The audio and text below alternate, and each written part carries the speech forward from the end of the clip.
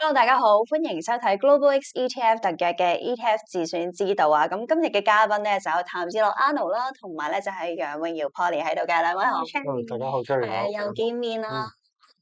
咁之前都同我哋 share 咗好多啦，唔同即係最新市況嘅睇法，同埋咧就係用唔同嘅策略點樣去部署啊。咁我記得上一集咧，如果有睇即係上一個月啊，我同 Polly 咧其實都有傾過咧，就係呢一個叫做備兌認購期權策略咧，喺唔同市場入面咧，其實嗰個表現究竟係會點樣啦？咁我之前 Polly 都有講話，可能係一個橫盤嘅市場啦，其實咧就會比起單邊市咧，可能係會更加理想嘅。咁我都問下 Polly 先啦，點樣去睇翻2026年第一季美股嘅嗰個表現咧？因為而家暫時嚟講，好似一開頭我哋都係會比較關注住外圍嘅一啲地緣局勢啦。咁如果係嘅話，呢個情況之下，備兌認購期權策略其實適唔適合去做咧？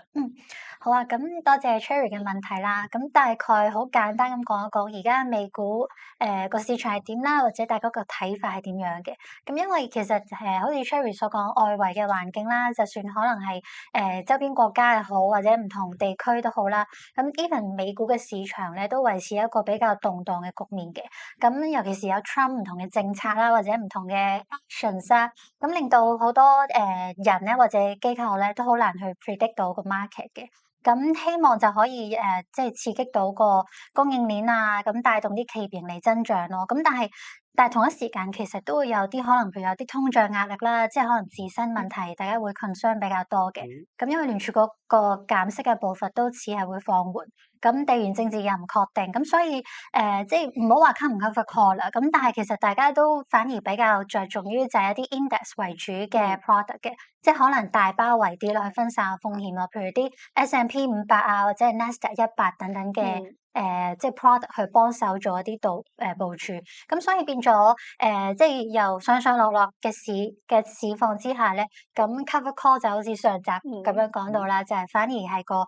越波動期權金相對理論上會越高，咁就希望可以用呢一啲 product 去幫到大家手嘅。係，咁啊都可以繼續留意住，即係外圍如果咁樣嘅話啦，有咁多不明朗因素，究竟我哋係咪用一個分散少少策略去做，就會相對更加好少少嘅？咁我都想問下 Arnold 啦，即係頭先其實阿 Polly 都講到有幾大嘅一個因素，譬如可能係究竟個息口方面啊，又或者地緣政局嗰個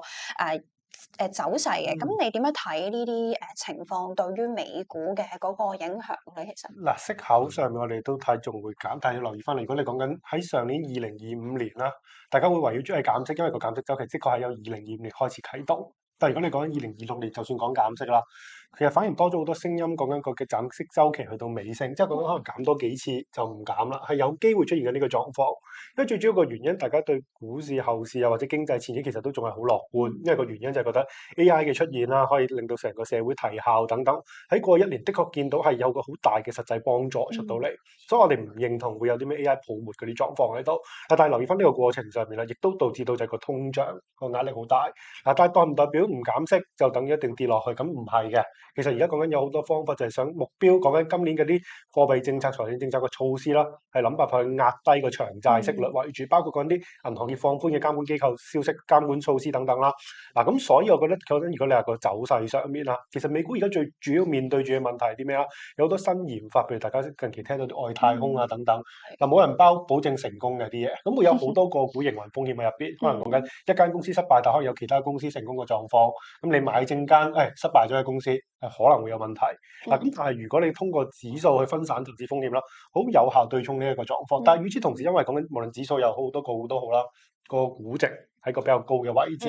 咁所以講緊代表住啲咩？唔係唔升，但係升嗰個幅度未必好似過去2年咁多。但係配合翻近期講緊一啲嘅地緣政治因素上面，我哋見到個 VIX 指數都有因為咁而升咗上嚟啦。咁所以會導致到就係咩？做呢啲 cover call 嘅策略上面啦，其實會變得更加可取。因為當你個波幅太低嘅時候啦，就算你賣 call 帶來賺嘅期權金上面對沖唔到啲咩。但係如果你考慮到現階段市場個波動性比較大，係慢慢升上去嗰一種嘅話啦，咁、其實整體而呢個 cover call 策略都會仍然係非常之主力流行，特別美股市場上面可能更加之適用嘅。好啊，咁啊都請 Polly 可唔可以再講一次，即係究竟成個 cover call ETF 策略咧係點樣去運作嘅咧？因為可能有啲觀眾就未必有成日睇我哋呢個節目啦，未必知道其實背後嗰、個頭先我哋講嘅點解會係喺啲叫做波動市入面咧，反而可能啲 cover call 策略咧係相對適合一啲。好啊，多謝 Cherry 俾呢個機會我啦，再講下即係 cover call 嘅 strategy 係點樣嘅。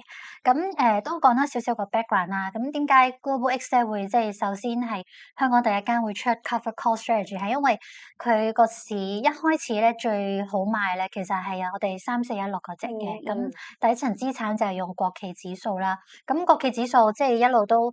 叫唔上唔落，咁所以咧正正就係用住呢一個 trend 咧，我哋基金經理咧就將佢就即係 create 咗一個 ETF 去幫大家手，咁就係形成一個 cover call 嘅策略，以收期權金為主嚟派息嘅，等大家可以收息嘅。咁即係3416，即係之前都有好多同事 share 過啦，而家 market 都好多討論度都比較高。咁大家認知就係話佢個 track record 最耐嘅啦，相對比較穩定啦，都差唔多就嚟推出已經係2年啦。咁即係變咗好多人都好熟悉呢一類嘅政策策略，係啦，咁就係總之就係以被動收入為主。咁而即係 cover call 嘅策略，好似 Cherry 咁帶俾我去同大家分享翻即係講翻個 strategy 嘅話咧，咁就係可以總括翻係即係睇3幅圖嗰張 slide 啦，即係睇下佢嗰個 return 就係話其實佢有四個重點可以 share 俾大家聽嘅。咁就係總之 cover call 就係話咧，你擁有嗰個底層資產嘅同一時間去做一個call option，從而收取個期權金嘅。咁呢個期權金收益就係正正可以幫大家，即係除咗揸一個正股或者你相應指數嘅成分股之外咧，仲可以收取期權金做個額外收益啦。咁另外咧，佢亦都有好有唔好嘅。咁唔好嘅話咧，就係話佢上升嘅幅度有限制，因為佢一到咗個行使價嘅話咧，咁變咗你已經 capture 咗個升幅，因為你已經 hit 中咗個 strike price，從而以收取期權金做個收入 number。咁但係好處就係話咧，好似頭先 Anna 都有 share 啦，cover call 其實理論上你越波動咧，個期權金越高嘅。咁變咗咧，正正呢一個策略咧，cover call 就可以幫大家有個即係相對比較高嘅期權金收入咯。咁而第四就係即係相對有個叫做保護下行保護嘅作用，就係話，咦，如果跌咯喎，咁當然啦，我哋 cover call 個底層資產個成分股都一齊跌嘅，咁但係又係圍繞翻個期權金，即係話你都仲可以有個期權金做收入，即係變咗都當係有個 cushion 咁樣，有個額外嘅收益咯。明白，好啊，咁啊都可以留意一下，即係佢雖然上面嘅 cap 頂啊，但係下面亦都即係有一個叫做保護嘅作用喺度嘅。咁但係另外嘅話咧，都想問下 Arnold 啊，咁如果而家其實我見譬如Global 佢哋咧，頭先 Polly 都講話。就係 cover call ETF 其實都有好多唔同指數嘅分別嘅。咁如果我哋真係投資者而家再去譬如部署美股方面，咁其實美股亦都有好多指數啦，即係佢哋亦都有好多相關嘅 product 嘅。其實如果真係睇翻嗰個指數嚟緊嘅一啲嘅走勢啦，你覺得係相較起上嚟嘅話，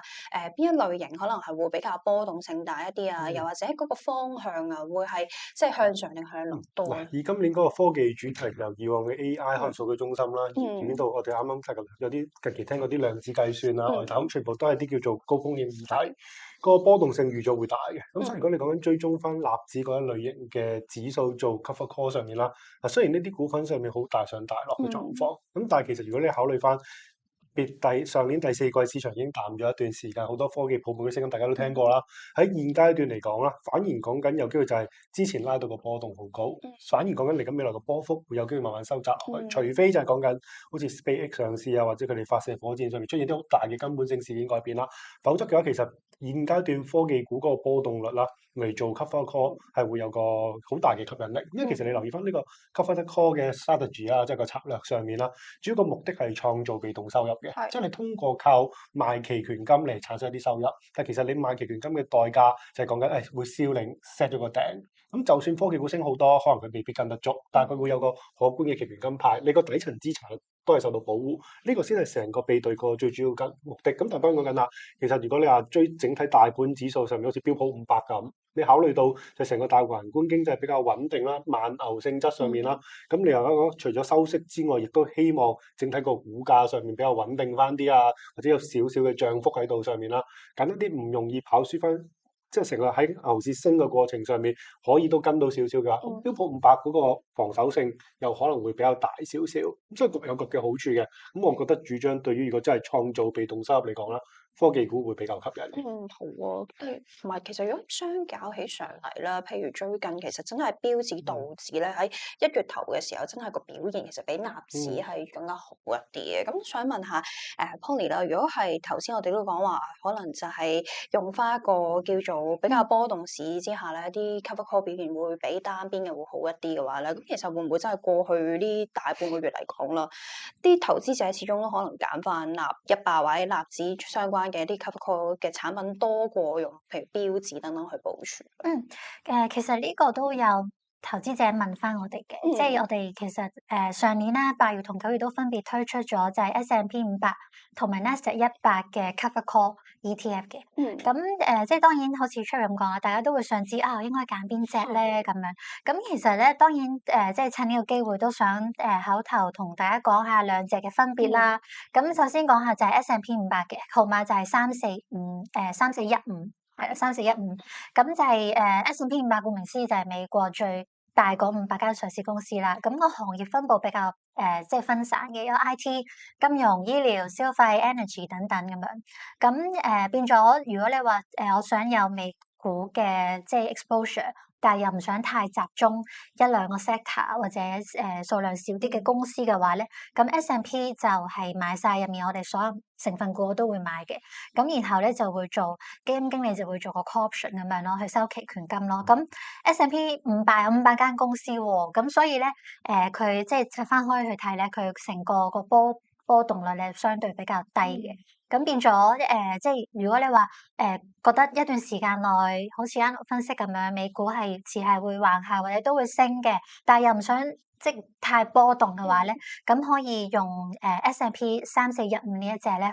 去即係參加到美國經濟個增長機會啦，亦都可以收個期權金做額外收入嘅。咁而3451咧，即係 Nasdaq 100啦，咁又係啦，即係美國最大嘅科技龍頭公司100間咁樣，係啦。咁但係都有包括啲半導體啊、雲計算啊等等嘅。咁因為佢真係比較集中啲，同 S&P 500唔同 ，Nasdaq 100比較集中啲，咁所以相對個潛力咧，可能個升幅會比較高。咁但係咧個波動性相對大。咁但係留意翻喎，我哋由上集到一開頭，今日一開頭都有講啦。cover call strategy 咧，理論上咧個波動率越大咧，個期權金收入越高噶嘛。咁所以咧，其實3451 Nasdaq 100呢一隻咧，其實如果你話真係好睇好美股科技嘅，無論係中長線又好啦，或者因應你自己個風險程度啦，咁如果你係即係希望有呢一類嘅 exposure 大啲嘅話咧，咁3451咧就會可能比較適合你咯。咁聽完兩隻嘅分別，可以即係自己再衡量下，想係邊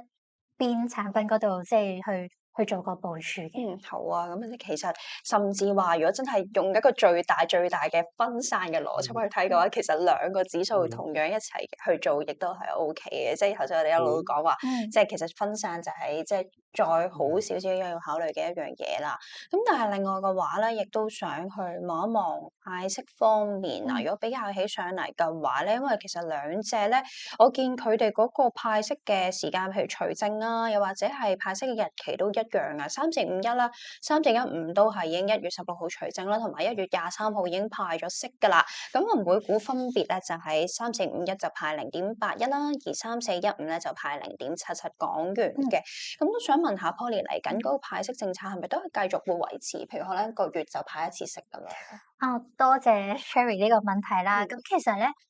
當然啦，好多人就會睇咧，因為而家好多 materials 啊，或者鋪天蓋地嘅資訊咧，都講緊個年化率俾大家知道嘅。咁其實即係當然啦，我哋睇翻美國呢兩隻，我哋即係年尾出嘅 cover call 咧，咁佢個派息記錄係幾個月嘅啫，未去到1年嘅。咁但係如果用翻頭先 share 咗嘅話，分別係即係0.81同0.77。咁其實如果乘翻個年化股息嘅收益率咧，其實呢兩隻咧都去到8到10%嘅。咁當然啦，比起我哋本身現有其他嗰3隻港股為主嘅cover call 咧，咁呢個相對未必係咁高。但係如果你本身好似我哋一開頭所講就係都想有美股嘅 exposure 嘅話咧，咁其實呢一個有個期權金收入去到8到10%咧，其實對於好多即係我哋嘅客人嚟講都覺得係非常唔錯嘅。咁至於你話派息記錄啦，咁我哋其實希望咧都係維持翻每個月派息1次嘅。咁呢個月供模式都好適合香港嘅投資者，因為都好似譬如係特別係退咗休啦，或者現金需求比較大嘅投資者咧，其實係幫到手嘅。咁頭先因為都講話個期權金就係個 option premium 去派出嚟噶嘛，咁所以咧穩定性都相對比較高嘅。咁因為都係我哋自己嘅基金經理團隊咧去做個 call option 呢個操作，咁志在都係希望每個月可以派到息俾大家啦。咁但係當然啦，個派息政策都係基金經理去決定嘅。咁我哋都即係好希望可以繼續派息出去。好啊，咁啊，即係個息率方面都有8至到10%，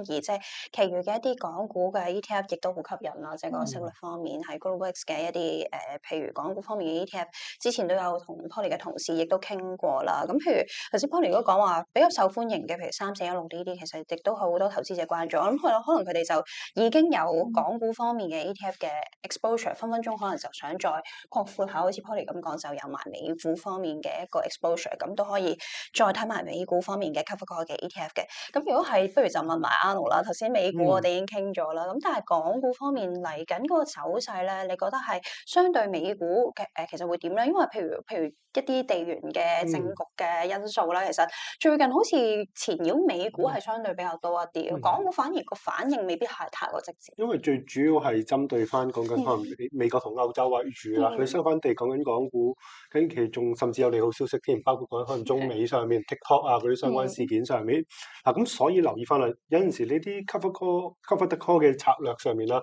比較真正發揮到優勢，通常都係以長線為主。短線譬如我哋睇翻今年年初至今開局，港股整體個表現都唔算差啦。即係如果你單純睇一個好短線嘅表現，可能你唔做 cover the call 嘅策略上面，佢仲好添，有個較為好少少嘅回報。但係你留意翻個分別啦，可能只係在於4% 同3% 嘅分別嘅啫。最終都要賺錢。其實你講緊要留意翻講緊成個 cover the call 個策略上面啦，即係講緊最大前提一個 assumption 都係講緊底層資產係仲係升緊上去，跟住先可以通過賣出期權嚟去賺取個期權金。咁所以我覺得港股上面咧，其實呢個策略啦，今年會重大優勢，因為其實你睇翻2025年就係港股升咗好多。咁其實你講緊呢啲嘅策略上面啦，比直接揸指數 ETF 上面啦，未必有個好大嘅優勢，即係產生咗好多期權金啊、股息出嚟。但係你考慮到港股個估值而家又唔係特別平啦，咁再加上講緊仲有好多地緣政治波動事件上面成日上上落落，嗰啲芯片政策又彈出彈入等等嘅狀況啊，咁嘅情況下啦，揸呢類 ETF 好處係咩？可以對沖到個下行風險。咁所以如果特別對於一啲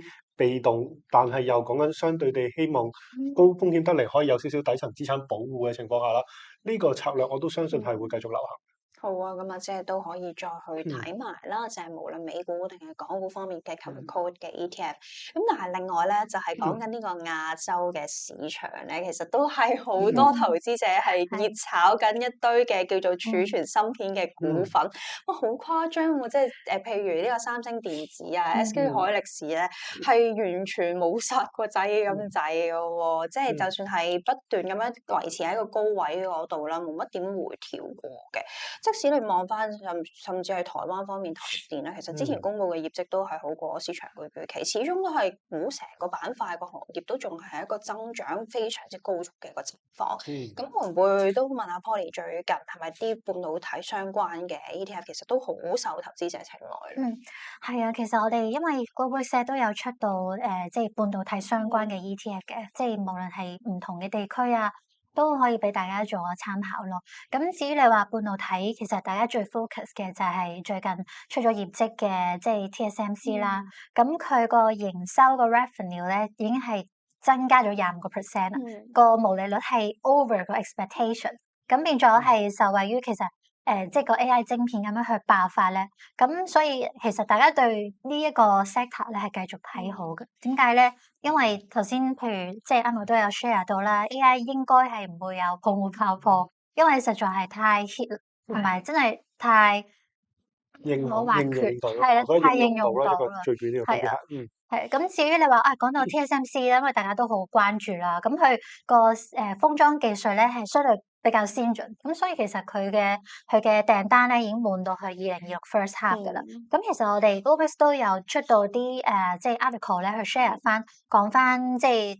半導體板塊嘅分析嘅。咁我哋官網都有啦，咁但係都想趁呢個機會咧，同大家都 share 翻多少少就係、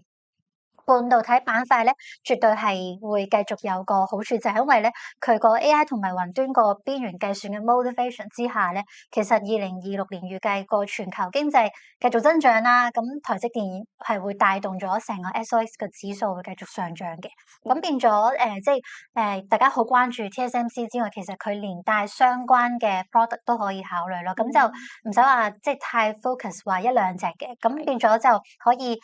即係除咗留意個股之外啦，亦都可以因應唔同，譬如話中美貿易嘅風險啊，或者可能係個存庫循環等等啊，咁去分散，可以用一啲 ETF 嘅工具咧去幫助去做個風險管理咁樣。係咯，因為我見譬如你哋 Global X 嘅亞洲半導體 ETF 啦，其實就都幾分散下個 market，即係有頭先講嘅，即係一啲韓國方面，譬如大家經常聽嘅，即係海力士啊、三星啊，同埋就係有台灣方面有台積電啊，跟住然之後仲有日本方面，譬如 Sony 啊，同埋就係甚至頭先講嘅一啲國產嘅概念咧，其實都有埋中芯啊、寒武紀等等喎，好分散嘅喎。如果係咁嘅話，都想問下 Arnold 嗰個睇法啦。如果真係我哋去繼續部署呢個行業，係咪都可以好似你咁講頭先受惠住，即係個 AI 唔會有一個泡沫體，真係可以做到應用，而繼續對於即係相關半導體個需求仍然可能嚟緊，甚至係以年計都係繼續係非常之需求熾熱，所以相關股價都可以以年計嚟講係繼續做得好。半導體板塊應該有條件繼續睇好嘅，正啱啱講唔會即刻打斷自己之前講嘅嘢。就 AI 既然當你唔係睇泡沫，覺得個應用範圍仲廣泛嘅時候啦，咁帶動到成個行業仍然處於一個比較強嘅需求喺度，咁所以導致到近期講緊關於包括講緊啲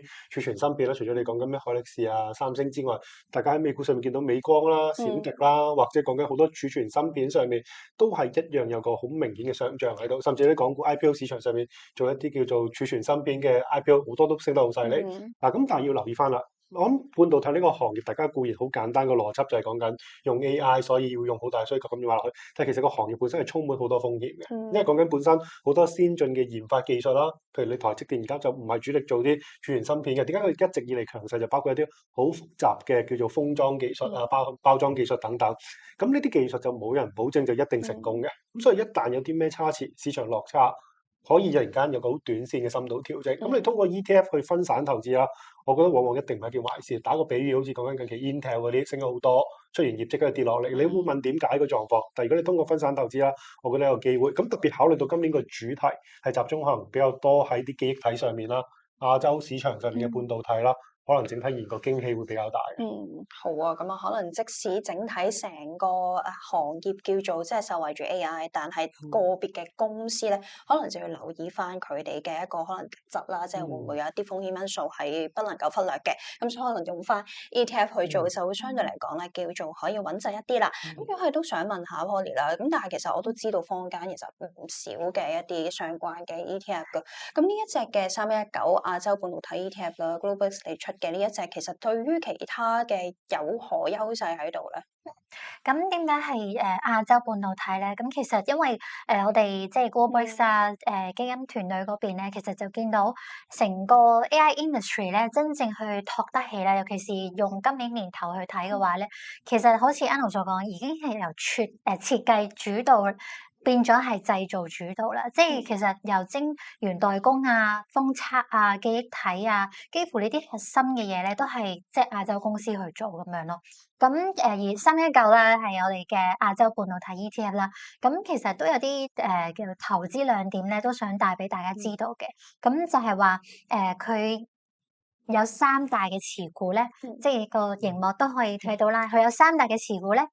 其實有40%以上咧，當中係一啲韓國同埋台灣啦，嗯其實係。對於香港嘅投資者咧，係比較難去買賣個股票，但係佢哋都係一啲亞洲嘅龍頭公司啊嘛，因為韓國同台灣呢個市場咧係相對係比較難去入手嘅。咁而3119咧，佢已經包咗呢兩隻咯，咁就可以幫大家去部署翻呢一個升幅嘅。咁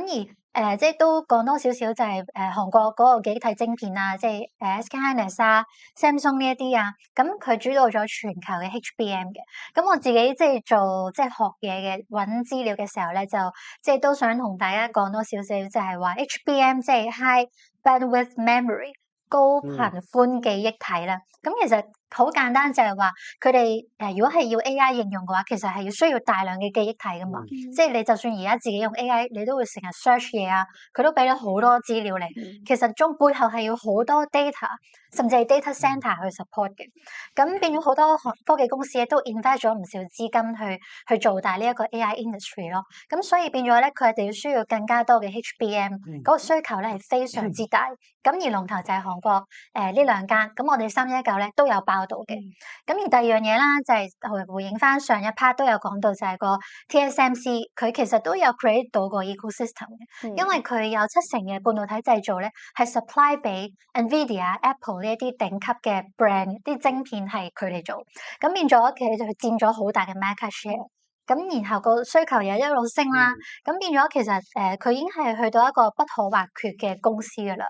係啦，即係都比較難去取代咯。咁而最後啦，Cherry 都有提到，甚至啲中國公司都有包含到。咁即係我哋亞洲半導體都有 include 埋嘅。咁就係話有啲晶片就自主化啦，因為其實即係美國嗰邊都限制咗好多即係中國公司嘅即係去distribute 去海外嘅 opportunities，咁變咗咧就反而推動到中國佢哋自己研發自家嘅嘢咯。咁譬如有啲中芯國際啊，或者中國 NVIDIA 之稱嘅航母機啊，都即係升得好犀利。咁變咗呢一啲龍頭公司，佢為咗係穩固翻自己係成個 AI industry 咧，咁變咗佢哋真係個潛力咧係越嚟越高。咁我哋就係用3119呢一隻咧去捕捉晒呢一啲嘅升幅潛力。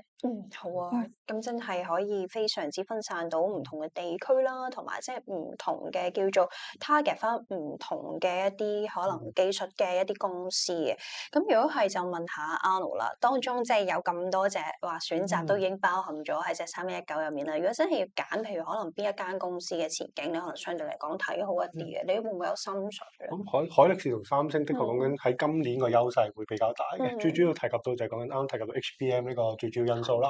而家其實點解 HBM 咁流行咧？其實大家一定聽過記憶體嗰啲週期好快，突然間由供應緊張變產能過剩嘅狀況。咁而 HBM 就係解決咗呢個問題一個重要角色。HBM 係講緊一啲叫做高階少少嘅記憶芯片體啦。佢哋用好多講緊而家最先進，譬如三星最近新出嘅生產線上面啦，就由以往4納米去到用翻2納米。記住而家市場上面最先進嘅啦，係已經係2納米為主。台積電係最先進嗰間嘅，都係做緊1.8左右。咁嗱，留意翻喺呢個過程上面就係講緊以前開一間新嘅生產線做呢啲記憶體芯片上面好快嘅，可能講1至2年就落成。但係由於而家用一啲好多高階芯片啦，大家成日都聽到問台積電攞貨攞唔到等等嘅狀況，都而家都醖釀緊。咁所以導致到成個行業啦，就應該唔會咁快踏入一個產能過剩嘅狀況。而佢哋有個周期性嘅估值，其實最大嘅吸引力唔係佢哋嘅基本因素特別好，最大嘅吸引力係佢哋嗰個估值配合翻現階段個基本面上面啦，會變成有一個好大嘅誘因喺度。咁所以其實我覺得，如果你係一直以嚟大家都知嘅半導體市場上面最先進，可能喺美國上面最先進嗰啲設備上面 ASML 等等近期都升好多啦。但係如果你考慮到現階段嘅 AI 發展賽道上面啦，反而講緊呢啲中二少少、中間第2啊、第3少少嗰啲，有啲追落喺度。咁如果你睇隻 ETF 上面又有最領先台積電啊嗰啲做包底上面啦，咁所以整體而言去分散你個 portfolio，即係講緊喺個分散投資角度上面啦，我覺得都係一個唔錯嘅選擇嚟嘅。好啊，咁啊，大家都可以即係除咗喺一啲個別股份睇下會唔會可以跑出之外咧，亦都可以用一個叫做大包圍嘅方式咧，就利用 ETF 咧去部署翻呢一個嘅機遇啦。咁啊，無論係指數方面定係一啲即係熱炒嘅板塊，都係大家即係2026年可以繼續去即係積極去部署啊嚇。咁啊，今日都非常之多謝兩位啦，同我哋分享咗好多啦。咁啊，都要最後咧問翻兩位，因為相關權益嘅係持有緊嘅。都冇持有。冇事。嗯好，咁我哋下一次 ETF 自選之道再同大家見面，拜拜。好。